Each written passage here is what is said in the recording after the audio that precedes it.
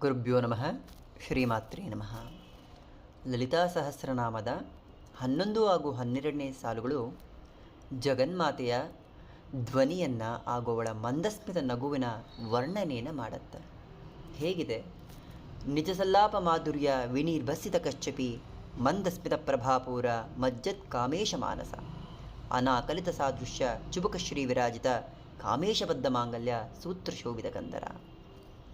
ಅವಳ ಮಾಧುರ್ಯವಾದ ಧ್ವನಿ ಜಗನ್ಮಾತೆಯ ವೀಣಾಪಾಣಿಯಾದ ಆ ಶಾರದೆಯ ಕಚ್ಚಪಿ ಏನಿದೆ, ಸಹಸ್ರ ಕಚ್ಚಪಿಗಳನ್ನು ನುಡಿಸಿದರೆ ಯಾವ ಸ್ವರತರಂಗಗಳು ಬರುತ್ತೋ, ಮಧುರವಾದ ಧ್ವನಿ ಬರುತ್ತೋ, ಅದೂ ಕೂಡ ಜಗನ್ಮಾತೆಯ ಧ್ವನಿಗೆ ಸರಿಸಾಟಿ ಇಲ್ವಂತೆ.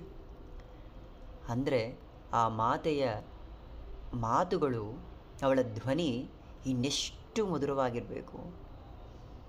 ಒಂದು ಕಚ್ಚಪಿಯ ಧ್ವನಿಗೆ ಇಡೀ ಸೃಷ್ಟಿ ನವಚೇತನಗೊಳ್ಳುತ್ತೆ. ಆ ಸಂಗೀತ ಆಹ್ಲಾದದಲ್ಲಿ ತಮ್ಮನ್ನು ತಾವು ಮರೆತು ಹೋಗ್ತಾರೆ. ಅಂಥದ್ರಲ್ಲಿ ಸಹಸ್ರ ಕಚ್ಚಪಿಗಳು ನುಡಿಸಿದರೆ ಯಾವ ಧ್ವನಿ ಬರುತ್ತೆ, ಆ ಧ್ವನಿಯೂ ಕೂಡ ಜಗನ್ಮಾತೆಯ ಧ್ವನಿಗೆ ಸಮವಲ್ಲ ಅನ್ನೋದನ್ನು ಅಲ್ಲಿ ಹೇಳ್ತಾ ಹೋಗ್ತಾರೆ. ಅವಳ ಮಂದಸ್ಮಿತ ನಗು ಹೇಗಿದೆ ಅಂದರೆ, ವಿರಕ್ತನಾಗಿ ಇಡೀ ಜಗತ್ತಿನ ಯಾವ ಜಂಜಾಟವೂ ಬೇಡ ನನಗೆ ಅಂತ ವಿರಕ್ತನಾಗಿ ಕೂತಂತಹ ಕಾಮೇಶ್ವರ ಕೂಡ ಅವಳ ಮಂದಸ್ಮಿತ ನಗುವಿಗೆ ಮನಸ್ಸೋತು ಅವಳ ಮೇಲೆ ಮೋಹಿತನಾಗಿದ್ದಾನೆ. ಮಂದಸ್ಮಿತ ಪ್ರಭಾಪೂರ ಮಜ್ಜತ್ ಕಾಮೇಶ ಮಾನಸ. ಅವಳನ್ನು ಅತಿಯಾಗಿ ಆ ಮಂದಸ್ಮಿತ ನಗುವಿಗೆ ಮನಸೋತು ತನ್ನನ್ನೇ ತಾನು ಮರೆತು ಹೋಗಿದ್ದಾನೆ ಪರಮೇಶ್ವರ, ಕಾಮೇಶ್ವರ ಅನ್ನೋದನ್ನು ಅಲ್ಲಿ ಹೇಳ್ತಾ ಹೋಗ್ತಾರೆ. ಅನಾಕಲಿತ ಸಾದೃಶ್ಯ ಚುಬುಕ ಶ್ರೀ ವಿರಾಜಿತ. ಅವಳ ಆ ಗದ್ದವನ್ನು ವರ್ಣನೆ ಮಾಡಲಿಕ್ಕೆ ಸಾಧ್ಯವೇ ಇಲ್ವಂತ. ವಶಿನ್ಯಾದಿ ವಾಗ್ದೇವತೆಯರು ಆ ಜಗನ್ಮಾತೆಯನ್ನು ನೋಡ್ತಾ ಪ್ರತಿನಿತ್ಯ ಅವಳ ಸಹಸ್ರನಾಮವನ್ನು ಪಾರಾಯಣ ಮಾಡುವಂತಹ ವಾಗ್ದೇವರೇ ಹೇಳ್ತಿದ್ದಾರೆ, ನಿನ್ನ ಗಲ್ಲವನ್ನು ವರ್ಣನೆ ಮಾಡಲಿಕ್ಕೆ ಸಾಧ್ಯವೇ ಇಲ್ಲ ತಾಯಿ. ಅಂದರೆ ನಾವು ಅದನ್ನು ಚಿಂತನೆ ಮಾಡಲಿಕ್ಕೂ ಸಾಧ್ಯ ಇಲ್ಲ ಹೇಗಿರಬಹುದು ಅಂತ. ಅಷ್ಟು ಸೌಂದರ್ಯದ ಗಣಿ ಮಹಾತಾಯಿ. ಅವಳ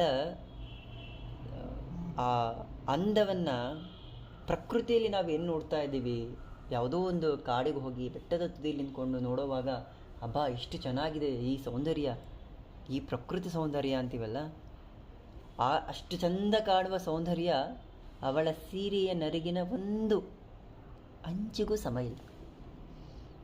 ಇಡೀ ಬ್ರಹ್ಮಾಂಡದ ಅನೇಕ ಬ್ರಹ್ಮಾಂಡಗಳ ಜನನಿ, ಅಖಿಲಾಂಡಕೋಟಿ ಬ್ರಹ್ಮಾಂಡ ನಾಯಕಿ, ಸಾಕ್ಷಾತ್ ಪರಮೇಶ್ವರನೇ ಮನಸ್ಸೋತು ಮೋಹಿತನಾಗಿರುವಂತಹ ಆ ಜಗನ್ಮೋಹಿನಿ, ಅವಳ ಆ ಮಂದಸ್ಮಿತ ನಗು ಇದೆಯಲ್ಲ, ಅದಕ್ಕೆ ಲಲಿತಾ ಪರಮೇಶ್ವರಿಯ ಯಾವುದಾದ್ರೂ ಫೋಟೋ ಆಗಲಿ ಅಥವಾ ಕಾಮಾಖ್ಯ, ಕಾಮೇಶ್ವರಿ, ಅವಳ ರೂಪಗಳು ಯಾವುದ್ಯಾವುದಿದೆ, ಆ ರಾಜೇಶ್ವರಿ, ಆ ಸ್ವರೂಪದಲ್ಲಿ ಆ ವಿಗ್ರಹದ ಮುಖಭಾವ ಆ ಮಂದಸ್ಮಿತ ನಗುವಿನಿಂದಲೇ ತುಂಬ ಹೋಗಿರುತ್ತೆ. ಅದನ್ನು ನೋಡ್ತಾನೆ ನಾವು ನಮ್ಮಲ್ಲಿನ ನಾವು ಮರೆತು ಹೋಗ್ತಾ ಇರ್ತೇವೆ. ಯಾಕಂದರೆ ಆ ನಗು ಇಡೀ ಜಗತ್ತಿನ ನೋವನ್ನೆಲ್ಲವನ್ನು ಮರೆಸ್ಬಿಡುತ್ತೆ. ಇನ್ನೇನೂ ಬೇಡ ನಮಗೆ, ಸಾಕು ಆ ಮಂದಸ್ಮಿತ ನಗುವೊಂದರಲ್ಲಿ ಕಳೆದು ಹೋಗ್ಬಿಟ್ರೆ ಯಾವುದು ಬೇಡ, ಪರಮಾನಂದ. ಅದಕ್ಕೆ ಅವಳ ಕೊನೆಯ ಚಕ್ರ ಆನಂದಮಯ ಚಕ್ರದಲ್ಲಿ ಆ ತಾಯಿ ನಿಂತ್ಕೊಂಡಿದ್ದಾಳೆ. ಶ್ರೀಚಕ್ರ ಉಪಾಸನೆ ಅಥವಾ ಶ್ರೀಚಕ್ರ ಆರಾಧನೆ ಅವಳಿಚ್ಛೆ. ಅದು ನಾವು ಹೇಗೋ ಒಂದು ರೀತಿಯಲ್ಲಿ ಆ ಜಗನ್ಮಾತೆಯನ್ನು ತಲುಪ್ತಾ ಹೋಗಬೇಕು, ಅವಳನ್ನು ಆಶ್ರಯಿಸಬೇಕು. ಶ್ರೀವಿದ್ಯೆಯೇ ಬೇಕು ಅಂತಿಲ್ಲ. ಶ್ರೀವಿದ್ಯೆ ನಮಗೆ ಅರ್ಹತೆ ಇದ್ದರೆ ಸ್ವತಃ ದೇವಿನೇ ಬಂದು ಕೊಟ್ಟು ಹೋಗ್ತಾಳೆ. ಮೂಲ ಮಂತ್ರಗಳನ್ನು ಯಾವುದೋ ಒಬ್ಬ ಸಾಧಕನಿಂದ ಪಡೆಯೋದಕ್ಕೂ ಸಾಕ್ಷಾತ್ ಜಗನ್ಮಾತೆಯೇ ಬಂದು ನಮಗೆ ಕೊಡೋ ಹಂಗೆ ಮಾಡ್ಕೊಳ್ಳೋದಕ್ಕೂ ಬಹಳ ವ್ಯತ್ಯಾಸ ಇದೆ. ಕಾಯಬೇಕು, ನಿಸ್ವಾರ್ಥ ಭಾವದಿಂದ ಅವಳಿಗೆ ಶರಣಾಗಬೇಕು, ಲಲಿತಾ ಸಹಸ್ರನಾಮವನ್ನು ಕಂಠಸ್ಥ ಮಾಡ್ಕೊಂಡು ಬಿಡಬೇಕು. ಪ್ರತಿ ಕ್ಷಣ ಮನಸ್ಸಲ್ಲಿ ಆ ಲಲಿತಾ ಸಹಸ್ರನಾಮದ ಶ್ಲೋಕಗಳು ಪಾರಾಯಣವಾಗ್ತಾ ಹೋಗಬೇಕು. ಪರಮಾನಂದವನ್ನು ಹೊರತುಪಡಿಸಿ ಇನ್ಯಾವುದಿದೆ? ಸಾಕಷ್ಟು ಸಮಸ್ಯೆಗಳು. ಮೊದಲಿಗೆ ಬರೋದು ಹಣದ ಸಮಸ್ಯೆ, ಎರಡನೇದು ಮನೇಲಿ ಯಾರಿಗೂ ಮದುವೆ ಆಗ್ತಾಯಿಲ್ಲ, ಇಲ್ಲ ತನಗೆ ಮದುವೆ ಆಗ್ತಾಯಿಲ್ಲ, ಮಗಳಿಗೆ ಮದುವೆ ಆಗ್ತಾಯಿಲ್ಲ, ಮಗನಿಗೆ ಮದುವೆ ಆಗ್ತಾಯಿಲ್ಲ. ಮದುವೆ ಆಗಿದ್ರೆ ಮಕ್ಕಳಿಲ್ಲ, ಮಕ್ಕಳು ಚೆನ್ನಾಗಿ ಓದ್ತಾ ಇಲ್ಲ. ಆ ಸಮಸ್ಯೆಗಳೇ ಹೊರತು ಬೇರೆ ಇನ್ಯಾವ ಲೌಕಿಕ ಸಮಸ್ಯೆಗಳಿಲ್ವಲ್ಲ. ಇದಿಷ್ಟು ಸಮಸ್ಯೆಗಳೇ ನಮ್ಮದು. ಇದನ್ನು ಹೊರತುಪಡಿಸಿ ನಾವೇನನ್ನೂ ನೋಡೋದಿಲ್ಲ. ದುಡ್ಡಿಲ್ವ, ಅದು ದೊಡ್ಡ ಸಮಸ್ಯೆ. ಆರೋಗ್ಯವ, ಅದು ದೊಡ್ಡ ಸಮಸ್ಯೆ.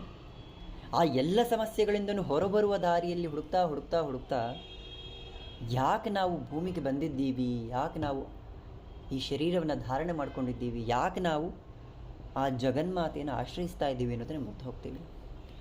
ಈ ಬ್ರಹ್ಮಾಂಡದಲ್ಲಿ ಕೋಟಿ ಕೋಟಿ ಜೀವರಾಶಿಗಳಿದೆ. ಅದರಲ್ಲಿ ಎಷ್ಟು ಜನರಿಗೆ ಲಲಿತಾದೇವಿಯ ಹೆಸರು ಕೂಡ ಅಥವಾ ಶ್ರೀವಿದ್ಯೆಯ ಪರಿಚಯ ಇದೆ. ಆಯ್ಕೆಯ ಕೆಲವರಿಗೆ ಮಾತ್ರ ಶ್ರೀಚಕ್ರವನ್ನು ಉಪಾಸಿಸಲಿಕ್ಕೆ, ಶ್ರೀಚಕ್ರ ದರ್ಶನ ಮಾಡಲಿಕ್ಕೆ ಅವಕಾಶ ಸಿಗುತ್ತೆ.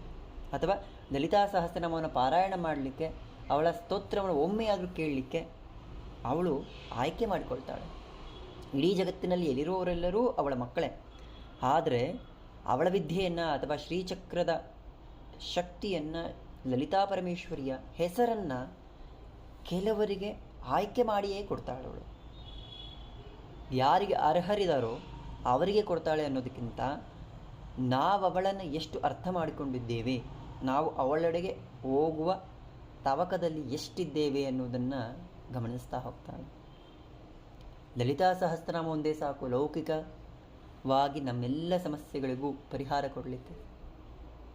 ಶರಣಾಗತಿ, ಅನ್ಯಥಾ ಶರಣಂ ನಾಸ್ತಿ ತ್ವಮೇವ ಶರಣಂ ಮಮ ಹಾಗಿದ್ದಾಗ ಮಾತ್ರವೇ ಅವಳು ಹೊಲಿತಾಳೆ. ಶ್ರೀಮಾತ್ರೇ ನಮಃ.